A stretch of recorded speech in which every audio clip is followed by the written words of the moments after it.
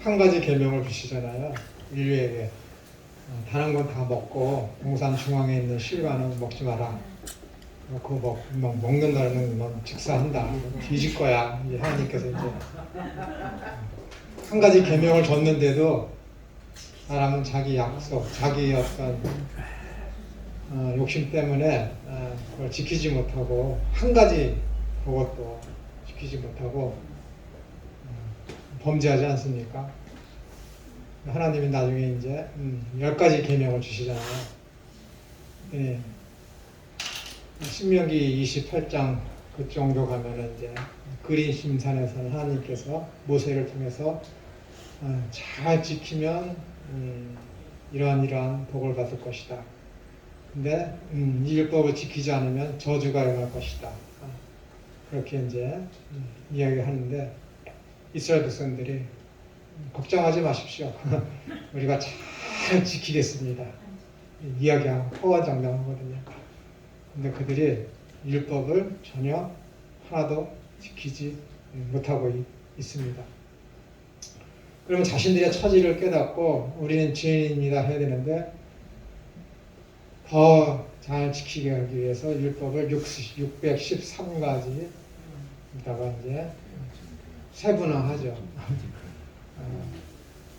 미드라시를 만들고 미시나를 만들고 그다음에 학가다를 만들고 그다음에 탈무드를 만들고 그래갖고 어떻게 하든지 우리들이 잘 지키려고 노력을 하겠습니다 하고 그것도 드러내기 위해서 책으로도 펼쳐내놓고 정결례식도 쫙 해놓고 하는데 여전히 지키지 못하죠. 그러면 그것을 지키지 못하는 것을 통해서 나는 죄인입니다 하고 나아야 되는데 지키지 못한 것을 숨겨놓고 지키는 것을 내놓아서 내가 이만큼 했으니 저 이뻐해 주십시오 라고 얘기하거든요. 이것들이 저도 거기 포함되지만은 하나님께서 왜 선악과를 주셨는지 그 의미를 몰라요. 의도를 몰라. 하나님께서 왜 10가지의 계명을 주셨는지 그 의도를 전혀 몰라요. 그 주신 의도는 나는 이 계명을 절대 지킬 수 없는 무익하고 무능한 노입니다. 피조물입니다. 라고 인정을 하고 대신해서 누가 날 대신해서 할 수만 있으면은 이 율법을 대신 지켜줄 그 사람을 좀 보내주세요. 라고 거기를 향해야 되는데 아닙니다.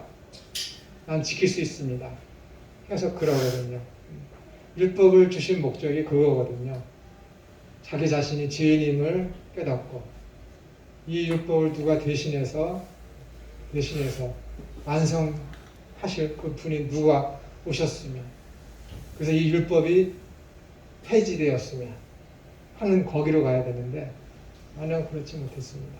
그래서 예수님께서 이 땅에 오셔서 완성하시죠. 그리고 사도 바울은 갈라디아서 3장에서 율법을 가지고 초등학문이라고 하고 예전 개역 성경에서는 몽학 선생이다 라고 이야기하고 있지 않습니까? 이 초등학문이라는 거. 이 초등학문이라는 것이 무엇을 이야기하냐면 가정교사를 얘기하는 거거든요. 가정교사. 근데 예전에는 이 초등교사, 바울 시대 때 이 초등교사는 전쟁을 통해서 외국에서 잡아온 다니엘과 사드락과 메삭과 같은 아주 유능한 사람들,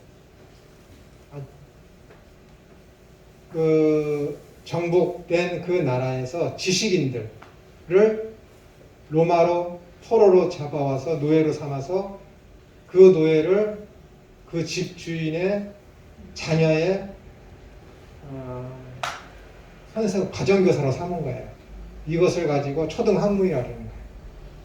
그러면 그 아이가 성인식을 할 때까지 12살 꽉 찬 나이 12살 될 때까지 주인처럼 하는 거예요. 종이 주인에게 주인처럼 하는 거예요. 그래서 그 아들이 어디를 가다가 그 초등학문 노예잖아요. 신부는. 근데 가정교사야. 선생님이라고. 그 주인의 아들이 잘못된 길로 가면은 가지 못하게 합니다. 근데 가. 그러면은 패요, 패. 노예가 주인의 아들 때린다니까. 사정없이 때려요. 거기 가지 말라고 그러는데 매경량. 얼마나 무섭습니까? 그러니까는 그 자기의 노예인데 그 노예를 근본적으로는 노예, 자기보다 더 못한 노예인데 아버지에 의해서 얘가 지금 가정교사가 됐거든. 대항을 못하는 거야. 언제까지? 13살이 될 때까지. 12살 때까지는 무서워해야 돼. 이 아이가 어떻게 내가 13살만 되기만 해봐라. 그 생각을 갖고 이 가정교사한테 꼼짝 못하게 당할 거 아니에요. 율법이 이거라니까요. 율법을 꼼짝 못하게 매여 있는데 내가 13살이 되는 해에 누가 되는 거야? 내 자유의 신분이 되는 거야. 예수님이 오시는 거라니까요. 이 초등학문이 이 아들을 어디로 이끌어가는 거예요? 예수님에게 이끌어간다니까요. 이 율법이. 이 갈라디아서 3장에 그 얘기를 하는 거예요, 여러분. 초등학문이며 모든 절기며 그런 구약시대 때 있었던 그런 모든 것들이 다 모형들이 다 예수님을 향하게 만드는 제도들이고 율법도 그거예요. 예수님에게 이끄는 거. 내가 죄인이면서 그래서 이 율법을 대신 지켜서 완성할 자. 그 예수님께서 여기서 뭐예요? 내가 파팔라타고 내가 다 이루었다. 완성했다. 이렇게 말씀하시잖아요. 율법의 모든 저주를 내가 다 받았다. 라고 해결했다. 라는 거예요. 근데 그것을 모르고 다 행했다 그러니까는 부자 청년이 생기는 것이고 부자 가난이 생기는 것이고 지금 마태복음 23장에서 비난받고 있는 저주받고 있는 그 바리새인들이 생기는 거예요. 내가 다 할 수 있다는 거예요. 이 율법을 통해서 11조를 통해서 하나님이 목표하는 그것을 지금 내다보지 못하는 거예요. 깨닫지 못하는 것이고 이게 너무 슬픈 거예요. 여러분도 너무 슬픈 거예요. 그걸 알고 주님을 바라보고 주님만 바라봐야 되는데 그게 안 되는 거예요. 내가 할 수 있다는 거예요. 내가. 여러분이 뭘 할 수 있어요. 바울도 디모데서 이것을 쓰면서 그게 마지막 편지인데 거기다가 나는 죄인 중에 교순이라고 했는데 그 신앙 고백이 아무나 할 수 있는 게 아니에요. 정말 자기 자신이 철저하게 너무 큰 죄인임을 깨달은 자가 할 수 있는 고백이지. 바울이 그렇게 얘기했다고 바울도 그렇게 했으면 나도 그렇게 해야지. 하십시오. 근데 진짜로 그가 그 영적으로다가 마음적 중심으로다가 정말로 내가 자기 자신이 죄인 중에 개수라는 정말로 마음속 깊은 곳에서 깨닫고 하는 거예요?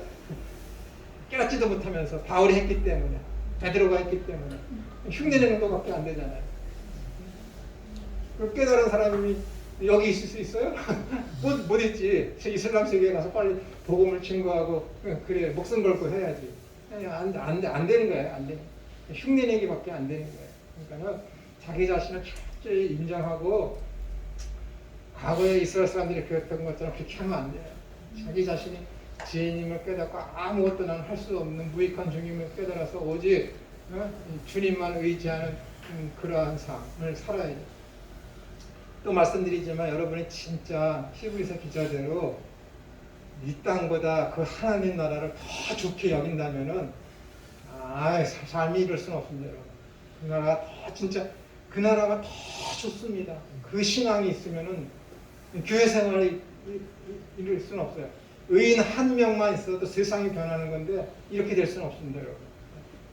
이 시대에 저를 비롯해서 사람들이 정말로 하나님 나라가 세우신 그 통치가 임하는 그 하나님 나라가 지금 이 세상에서 하고 있는 내 삶의 이런 패턴보다 그 하나님의 통치를 받는 그 패턴을 더 좋게 여긴다면은 삶이 이럴 수는 없어요.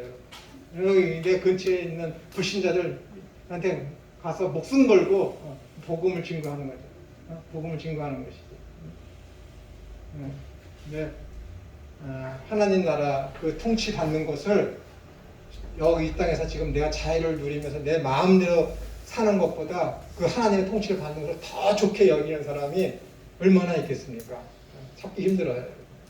거의 없습니다. 거의 없어요.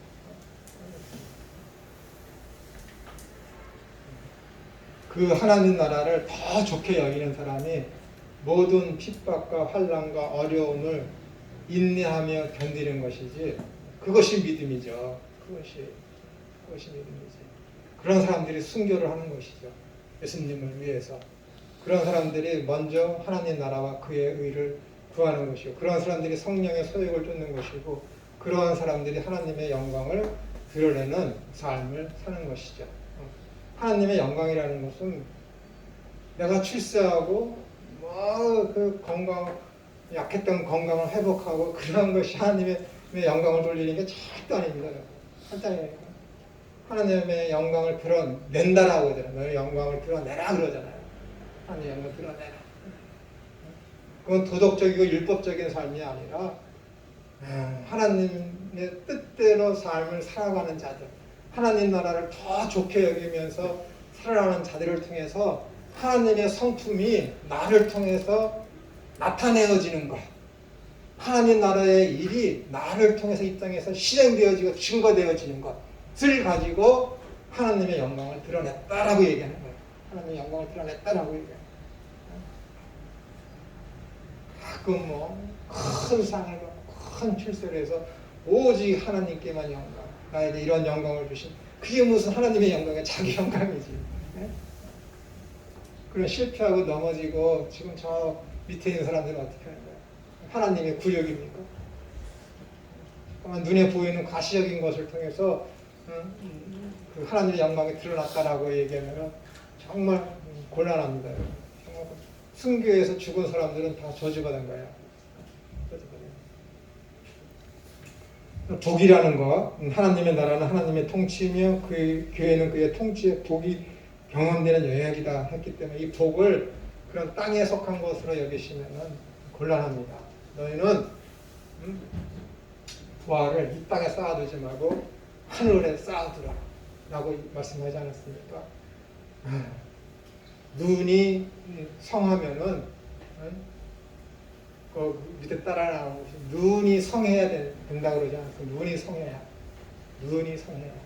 그게 무슨 말이에요?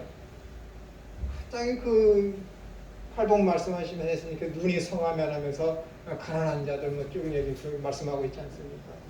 그 눈이 성하다는 것을 이상하게 해석하지만 눈이 성하다는 것은 가난한 자를 가난하게 보고 불쌍히 여길 자를 불쌍하게 볼 수 있는 그 눈을 얘기하는 거예요. 그래야 그 본문 해석하고 딱 맞아요. 그리고 유대인들이 쓰는 간용어구가 제일 가난한 거지를 업신여기고 나그네와 고아와 가부를 업신여기는 사람들 보고 뭐라 그래요? 제 눈이 병들었다 그렇게 얘기한다니까. 불쌍히 여길 자를 불쌍히 여기고 나그네에게 먹을 것을 잘 대접하는 그 사람들을 향해서 참 쟤는 눈이 성하구나 라고 얘기하는 거예요. 제대로 된 눈을 가진 사람, 눈이 성한 사람은 예수님을 예수님으로 본다니까요. 소자를 소자로 보면서 그를 대접한다니까요. 귀 있는 자들은 들을지어다. 눈 있는 자들은 볼지어다. 눈이 성해야 되고 귀가 성해야지, 눈이 열려야지 말씀을 들을 때 이해하고 그래야 하나님의 뜻이 무엇인지를 볼 수가 있죠. 그게 안 되는데 어떻게 볼 수 있고 들을 수 있겠습니까?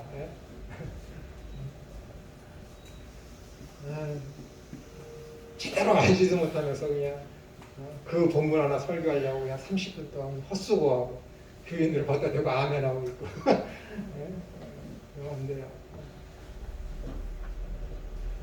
교회는 하나님의 통치를 경험하고 그 복을 누리는 자들의 교제입니다. 교회가 하나님 나라는 교회를 창조하고 교회를 통해서 일하시며 교회에 의해서 세상에 전파됩니다. 교회라는 건 하나님의 통치를 인정하는 자들이 모인 것이에요. 교회 없이 하나님 나라가 있을 수 없으며 하나님 나라 없이 교회가 있을 수 없습니다. 증거되어지지 않죠. 그러나 하나님 나라와 교회는 두 개의 구별되는 개념으로 남습니다. 15쪽입니다. 하나님의 통치와 사람의 교제가 그것입니다. 즉 하나님의 통치가 임하는 것이 하나님 나라인데 하나님 나라 안에 속한 자의 모임이 교회입니다. 이 교회는 하나님의 통치 범위 안에서 교제를 나누는 모임입니다. 뭐라고요? 하나님의 통치 범위 안에서. 교회에서 충성봉사 열심히 잘하는 그런 거 굉장히 중요합니다. 그러나 다시 말씀드리지만 그것이 그가 하나님의 통치를 받고 있는 참되는 하나님의 알복이다 라는 것으로다가 완전 100% 인정하는 것은 굉장히 곤란합니다. 청주에 제가 몇 번 가서 가르친 교회가 있는데 거기 권사님이 아주 어려운 문제로다가 전화를 해서 신천지가 왔는데 신천지인 줄 모르는 거예요. 지금도 그 교회는 큰 문제를 안고 있습니다. 새로운 교회 목사님 때문에. 왜 목사님 때문에? 신천지가 왔는데 신천지인 줄 모르고 그렇게 교회 그냥 허드렛 일을 남들이 하기 싫어하는 일을 열심히 한다라는 거예요. 그래서 야, 저 사람 참 대단하다. 교회 온 지 얼마도 안 됐는데 야, 먼저 본 교회에서 참 대단히 잘했나 보다. 사람들 다 칭찬하는데 나한테 전화한 그 권사님이 자기만 이렇게 지나가면은 가만히 있다가도 비명을 지르고 울고 막 그런다는 거예요.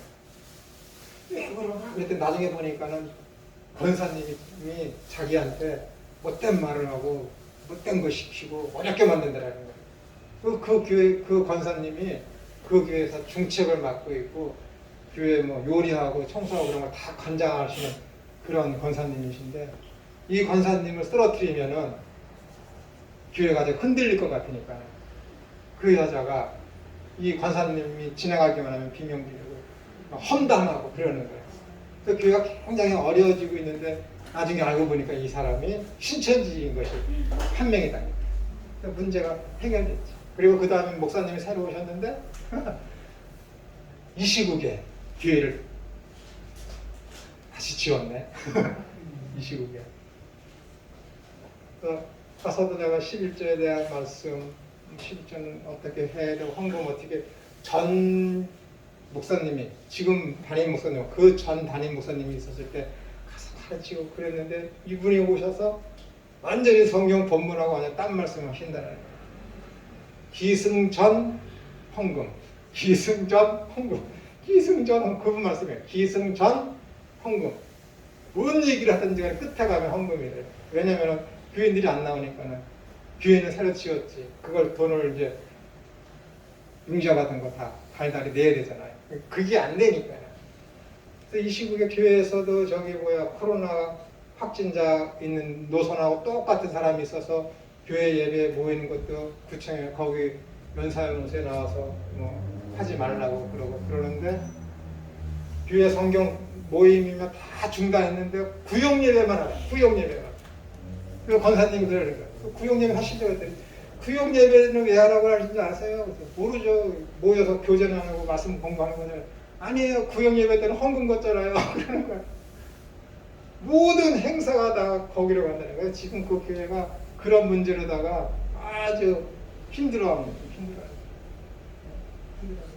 그래서 그 교회 목사님이 요즘에 이런 어려운 시국에 헌금 얘기 안 하는 사람들이 성인이고 좋은 목회자를 하지만 나는 성경 말씀이 있기 때문에 헌금 얘기한다라고 하면서 얘기하니까 아무도 거기에 대해서 대꾸도 못하고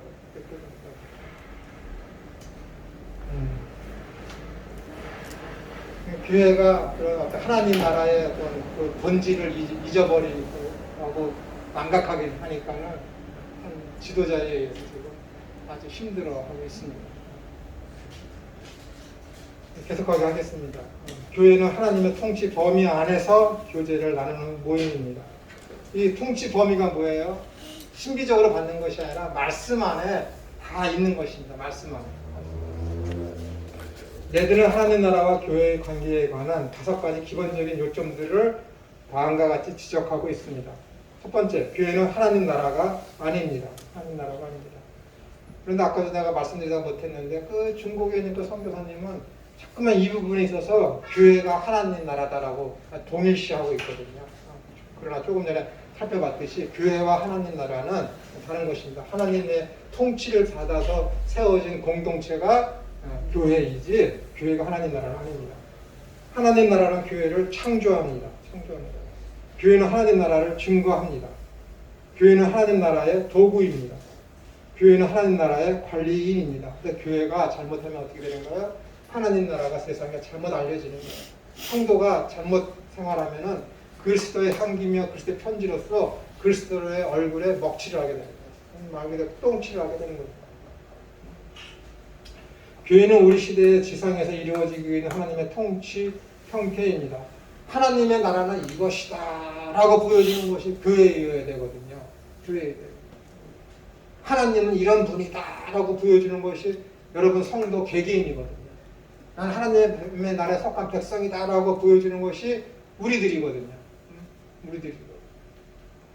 그러니까 윤리와 도덕이 그것이 완벽하다고 해서 그것이 구원받은 백성임을 완벽하게 증거하는 것은 아니지만은 하나님의 통치를 받는 참된 그리스도인이라면 어떻게 되는가요? 도덕적이며 윤리적이며 철학적인 삶을 살아갈 수밖에 없는 거예요. 이게 아이러니한 거예요. 안 살 수가 없다니까요. 안 살 수가 없어요.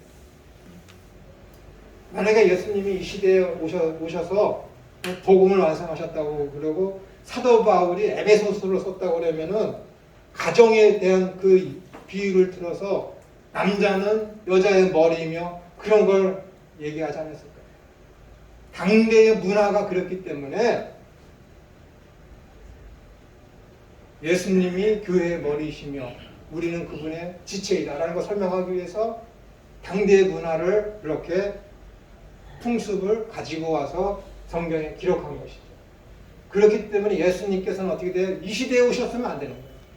그 시대에 왔어야 복음과 교회에 대한 설명을 잘 제대로 이해시킬 수 있거든요. 이해시킬 수 있거든요. 그래서 갈라디아서 1장 4절에 뭐라고 되어 있습니까? 때가 차네. 그리스도께서 오셨다라는 거예요. 4장 4절. 갈라디아서 4장 4절에 때가 차면 오셨다라는 거예요. 그리고 마가복음 1장 15절인가 거기서도 때가 차면 오셨다라는 거예요.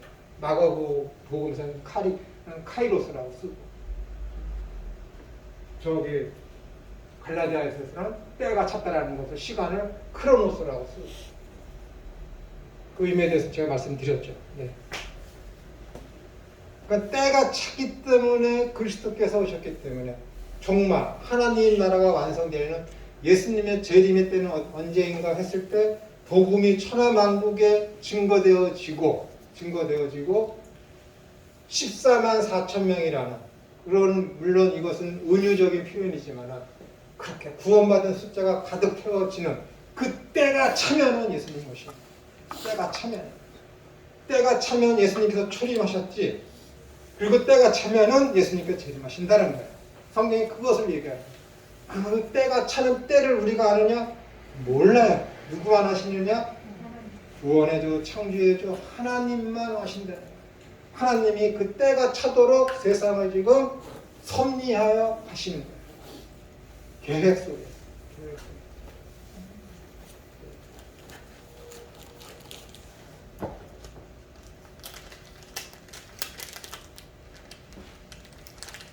교회는 우리 시대에 지상에서 이루어지고 있는 하나님의 통치 형태입니다. 그것은 우리의 심령을 다스리는 하나님의 주권적 통치의 구체적인 표현입니다. 주권적 통치의 구체적인 표현. 그런데 어떻게 돼요? 교회에서 그것이 이루어지질 않아요.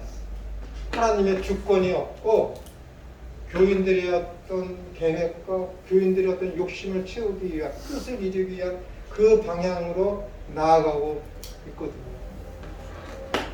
자꾸만 예전에 1980년대 제가 신학교 다닐 때 저기 거기가 어디야? 갑신리 건너편 강북에 있는 그 언덕에 있는 교회였는데 장신대 교회였습니다. 근데 거기 교회 조직 신학을 하는 목사님이 거기 교회를 했는데 예배당 건축이다. 그래요. 교회가 오래됐기 때문에 예배당이 오래됐기 때문에 예배당 건축이다 해서 헌금을 했는데 헌금을 안 하는 거야. 대체 당회에서 결의를 해서 다들 재직회를 통해서 결정된 것인데 왜 이렇게 헌금을 안 하나? 그랬더니 한 장로님이 와서 그렇게 얘기하더래요. 예배당 건축이라니까는 헌금을 안 해요. 그러더래요.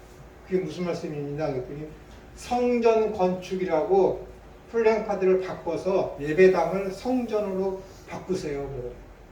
바꿨어요. 이 신문에도 나온 이야기입니다. 바꿨어. 그랬더니 헌금이 생각 이상으로 커졌더래요. 이게 도대체 뭔 차이예요? 뭔 차이예요? 오늘날에 와서는 이것을 교회에서 성전과 교회를 구분하자 하는 그런 운동이 한참 일어났는데 오늘날에 와서는 뭐라고 그러냐면은 거룩한 자들이 모이는 곳이 이 건물이기 때문에 거룩한 자들이 모이는 전이다 해서 교회를 성전이다 부르자 라고 하는 교단도 있어요. 분명히 성경에서는 성전은 어떻게 되는 거야? 파괴됐거든요. 돌 위에 돌 하나 남지도 아니하고. 그런데 지금 그런 자태를 벌어지고 있습니다. 그리고 메시아닉 주라고 하는 그 단체를 옹호하는 대한민국의 수많은 개신교 교단의 교회들과 목사님들이 어떻게 되는 거예요? 이스라엘을 회복해야 된다고 그래갖고 이스라엘 예루살렘의 성전을 제3의 성전을 우리 완공하자. 그 운동을 하고 거기를 지지를 하고 헌금하는 개신교 교단들이 있다니까 여러분. 목사님들이, 목회자들이. 이건 뭐예요? 예수님의 목을 또 갈기갈기 찢어버리는 행위입니다. 내가 그 성전이다라고 요한복음서 2장에서 분명히 예수님께서 말씀하셨는데 그리고 그것은 파괴되고 없어질 것이다 라고 얘기했는데 또 눈에 보이는 가견적인 성전을 짓는다는 거예요. 고린도서 3장 16절에서 6장 고린도서 6장에 뭐라 그랬어요?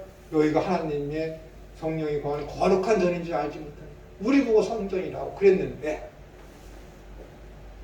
성경을 도대체 뭘 보고 목회자들이 지금 제3 성전을 짓는데 옹호하고 거기 헌금하고 함께 동참하고 있는지 가슴이 아픕니다. 그리고 일반 성도님들도 예배당 건축이라고 그러면 왜 헌금을 안 하고 왜 성전 건축이다라고 얘기하면 헌금을 하는지 무슨 일 아닙니까?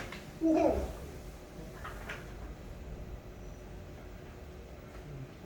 기본적인 것에서부터 우리들이 수정이라고 고쳐나가는 것이 그것이 성경적으로 돌이키는 것을 가지고 부흥이며 개혁이다라고 얘기했는데 부흥도 그냥 겉으로 보이는 가시적인 어떤 숫자적인 그런 개념, 헌금이 많이 거치는 그런 것을 가지고 능력이라고 여기고 있기 때문에 교회가 지금 이렇게 문제가 많은 것입니다.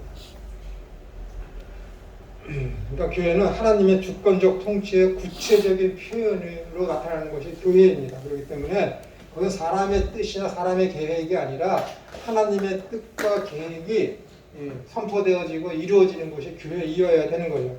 하나님의 절대적인 주권이 보여지는 곳이 교회여야 되지요.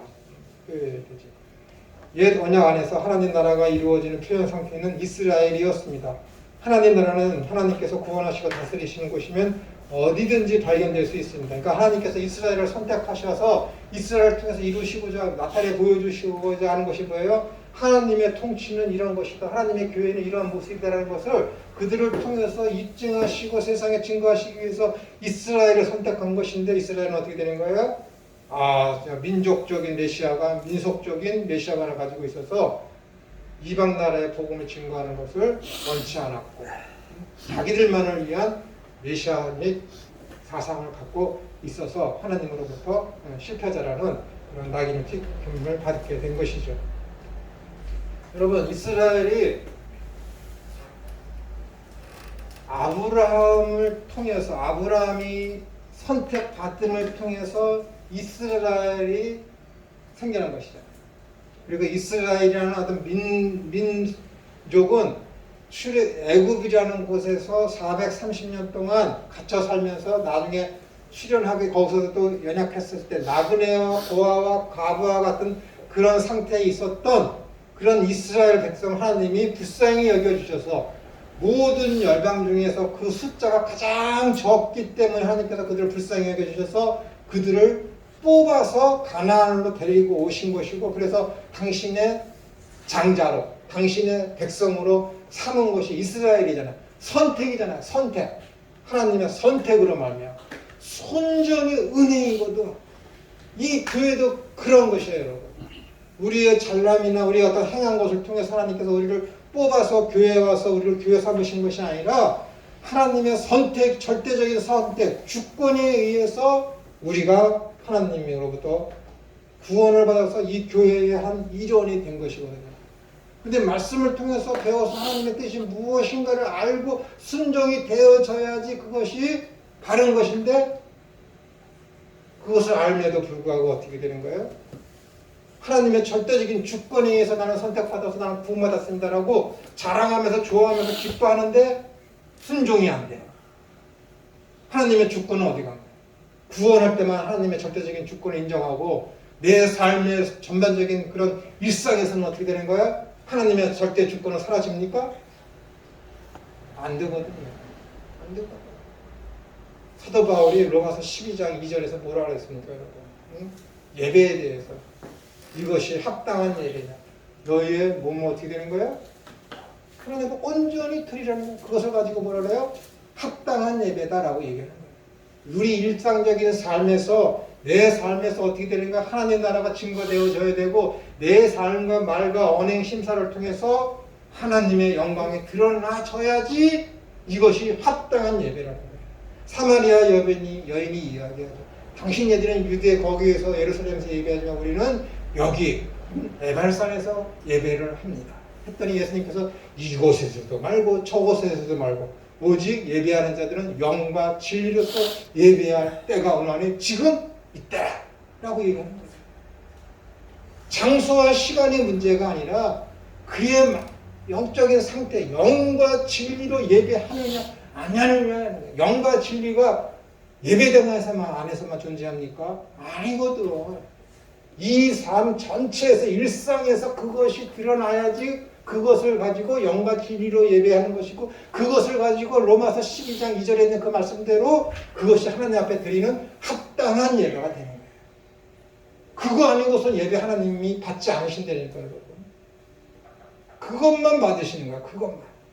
이 삶 중에서 너희는 먼저 그의 나라와 그의 일을 구했어? 안 구했어? 안 구했으면 안 받으신다니까요, 여러분. 성령의 소욕을 쫓지 않고 육신의 소욕을 쫓았어? 안 받으신다니까요, 여러분.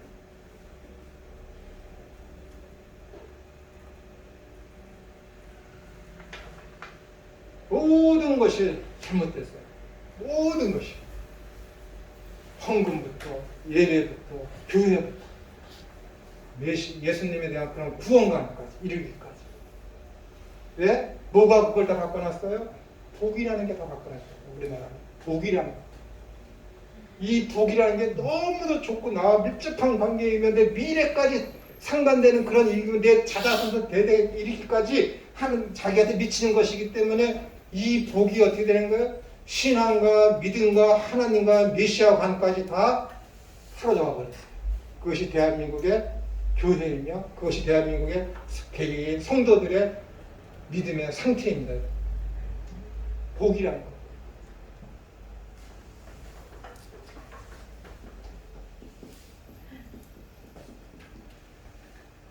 옛 언약 안에서 하나님 나라가 이루어지는 표현 형태는 이스라엘이었습니다. 하나님 나라는 하나님께서 구원하시고 다스리시는 곳이면 어디든지 발견될 수 있습니다. 하나님 나라는 하나님의 뜻이 이루어지는 모든 곳에서 발견이 됩니다. 그래서 하나님 나라는 인간 창조 이전부터 천상에 존재하고 있었습니다.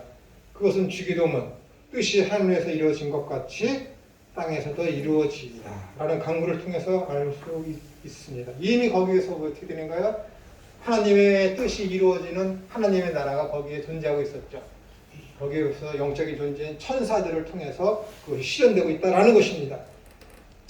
천상에서는 천사들이 하나님을 섬기며 순종하고 있었습니다. 그들은 과거에도 그러했듯이 지금도 하나님 나라 안에 포함되어 있으며 또한 미래에도 그럴 것입니다.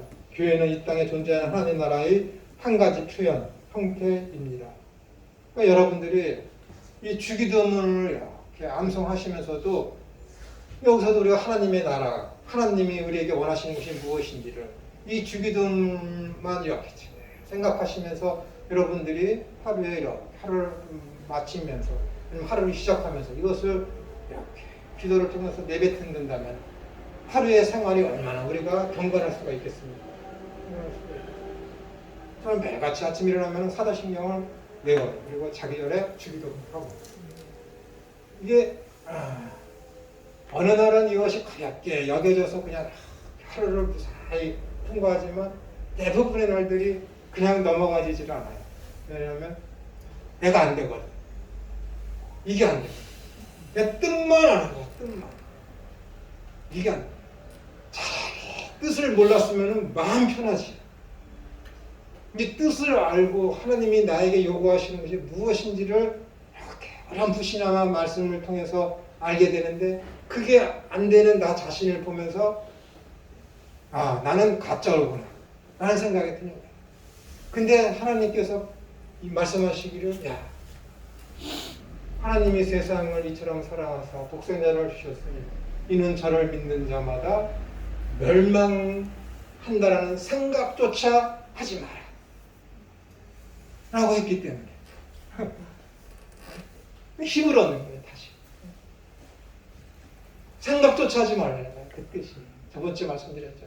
가정법 부정으로 써있다니까 그것이 멸망치 않으리라 라는 것이 그것은 뭐야? 아직 생각조차 멸망하면 어떻게 할까? 라는 그런 가정법으로다가 생각조차 하지 말라는 거예요. 생각조차. 하나님이 여러분에게 영생을 주셨어요. 근데 감리교나 그런 웨슬리안에서 뭐라 그래요? 너희들이 예수님 믿다가 예수님 부정하면 너희들 영생 잃어버릴 거야. 지옥 갈 거야. 그렇게 이야기하잖아요. 근데 성경은 그렇게 얘기 안 돼요. 그게 영생입니까? 하나님이 영생을 김천호한테 줬어. 1980년 1월 1일에 김천호한테 영생을 줬어. 근데 한 1990년쯤 되다가 기분이 나쁘고 난 돈을 추구하러 갈래 해서 교회를 안 나가고 세상을 향해서 갔네. 그리고 하나님의 영생을 뺏어갔다. 여러분 그게 영생입니까? 영생은 뭔데? 한 번 주어지면 영원히 사는 게 영생인데 줬다가 뺏으면은 그게 영생입니까? 10년생이지. 영생은 그게 아니니까 한 번 주어지면 영원히 가는 거예요. 하나님은 실패하지 않으세요. 실수하지 않으신다니까. A를 구원하기로 작정하셨어요? 구원된다니까 여러분. 그가 내일 죽을 건데 오늘까지 부정을 해. 부인을 해. 그럼 내일 구원받는다니까 여러분. 그게 하나님의 섭리이며 하나님의 예정입니다. 생각조차 하지 말래요. 하나님이 나에게 요한복음 10장에 나에게 보내신 그들은 내가 아무에게도 빼앗기지 않는다. 람방 빼앗길 거라는 생각조차 하지 말래. 빼앗길 거라는 누가 나를 악한 사탄이 와서 나를 이 구원의 영생의 나를 빼앗아가면 어떡하지? 라는 생각조차 하지 말라니까요. 여러분. 얼마나 단단하게 하나님께 붙여져 있는 우리는 성령 세례를 받았고 성령을 마시는 자들입니다. 불가불리해. 다시는 그 누구도 성령을 나에게 탈취해가지 않는 거예요. 내가 죄를 지었어? 여러분의 감정이 하나님이 성령이 나를 떠난 것 같지. 감정뿐이잖아요. 감정이. 그 감정 좋은 거예요. 내가 죄를 지었네, 실수했네. 감정 좋. 그러나 곧 다시 회복해야지. 곧 왜? 그 하나님의 긍휼하심이 거기에 있어요. 하나님의 언약이 거기에 있으니까. 너희는 세상의 소금이다. 소금이 뭘 얘기하는 거야? 변치 않는 언약을 얘기하는 거라니까요. 그걸 단단히 부여잡고 있기 때문에 내가 연약하고 넘어지더라도 어떻게 되는 거야? 예수님만 의지하면서 난 뻔뻔하게 나아갈 수 있다니까요, 여러분. 이게 복음의 위대한 일입니다, 여러분. 그래서 어떻게 되는 거야? 다시금 율법을 내가 지키고자 하는 그런 마음이 내 안에 드는 거죠. 그것이 율법인 거예요. 율법의 완성은 사랑입니다. 사랑으로 살게 되는 거예요. 사랑을 하느냐 안 하느냐가 중요한 것이 아니라 이 사랑, 하나님이 주신 그 사랑이 나한테 있느냐 없느냐가 중요한 거야. 매일같이 거기에 부딪히면서 살아가고 매일같이 그것 때문에 넘어지는 거야. 하려고 하는데 안 돼. 하려고 마음조차 안 먹잖아요. 그러면 악한 사탄이 가만 놔둬요. 그냥 놔둔다니까 저놈은 다짐하는 것도 없이 그냥 내가 예수님을 믿지만 믿는 거지. 안 믿는 건지 알지도 못하게 그냥 물탄도 술에 술탄도 그냥 살아가. 사탄이 건드리겠습니까? 안 건드려도 저놈은 그리스도인에도 불구하고 그리스도인 같지 않으니까. 근데 나는 하나님 말씀대로 살아야 돼. 했는데 옛날엔 저놈이 김천호가 자기 거였는데 저놈이 자꾸만 하나님을 잘 믿으려고 하네.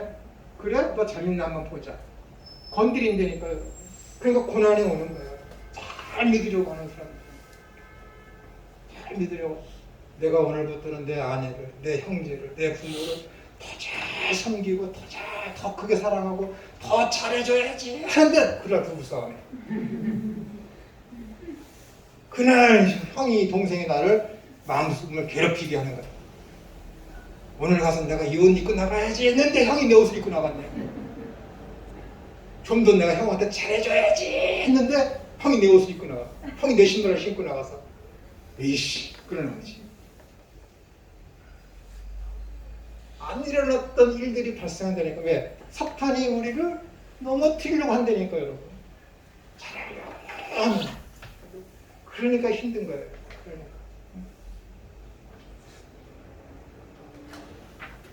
그러나 우리가 하나님의 어떤 통치를 받는다라는 것은 우리의 일상 삶 속에서 생활 속에서 그것이 가시적으로 보여져야 되는 거예요. 가시적. 힘든 것이죠. 정말 힘듭니다. 이 영적인 세계가 아무것도 안 보인다고요? 안 보이지. 근데 그것이 우리와 직결된 삶에 나타나기 때문에 결국에는 우리가 느낄 수 있고 보여지게 되는 것이 영적인 세계입니다. 그러기 때문에 어떻게 되는 믿음은 바라는 것들의 실상이요 보지 못하는 것들의 증거가 되는 거예요. 보여진다니까 우리의 삶 속에서 여러분 삶 속에서 내가 지금 하나님의 통치를 받고 있다는 것이 증거되어지고 사람들한테 나타나져야 되는 거예요. 그것이 믿음이며 그것이 교회의 모습이어야 하는 것입니다.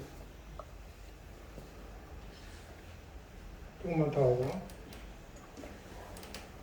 하나님의 통치가 이루어진다는 현재 실제적 증거는 교회의 순종을 통해서 나타납니다. 뜻이 하늘에서 이루어진 것 같이 땅에서도 이루어진다는 것은 순종을 통해서 가능합니다. 성령은 하나님께서 거룩하신 것 같이 너희 교회도 거룩하라 라고 말씀하셨습니다. 교회의 거룩은 순종을 통해서 가능함을 14절에서 밝히고 있습니다. 그러므로 교회의 모습이 어때야 되겠습니까? 교회는 하나님의 통치가 철저하게 이루어져야 하는 것입니다. 하나님의 통치는 사랑으로 풍성하게 나타납니다. 왜냐하면 하나님은 사랑이시기 때문에 그렇습니다.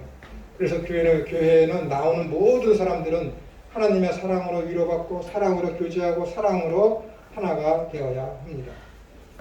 여기까지 하고 40분에 또 하겠습니다.